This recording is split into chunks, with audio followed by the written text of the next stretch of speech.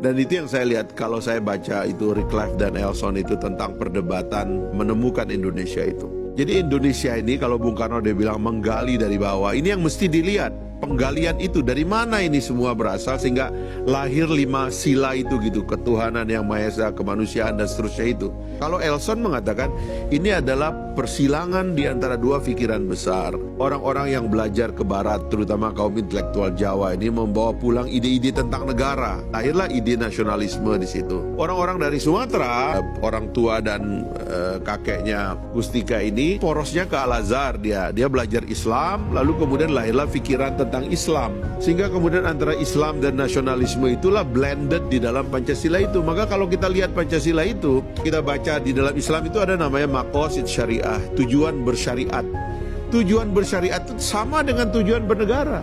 Makanya saya sering mengatakan kalau ada teman-teman Islam yang menentang Pancasila, itu keliru karena sebenarnya syariat itu sama dengan Pancasila pikirannya. Ada yang nama yang pertama itu di dalam teori maqasid syariah itu dia bilang hifzuddin, ya, memelihara agama. Ketuhanan yang Maha Esa lahir.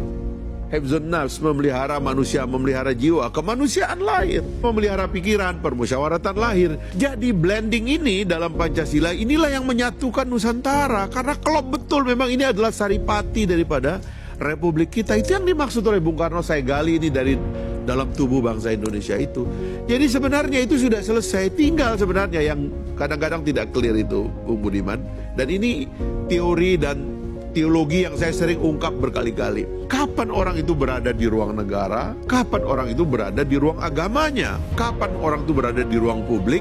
Kapan orang berada di ruang privat? Kalau Anda ingin negara itu melawan agama di ruang privat orang, mustahil itu akan gagal. Ya. Karena intensitas kita dengan agama itu sangat tinggi. Sementara intensitas kita bernegara itu nggak mungkin tinggi. Kita ini bangun pagi itu dengan doa, dengan agama, tidak dengan negara. Nanti mungkin jam 7 kita upacara anak-anak SD sekolah, baru menghafal Pancasila, hormat bendera.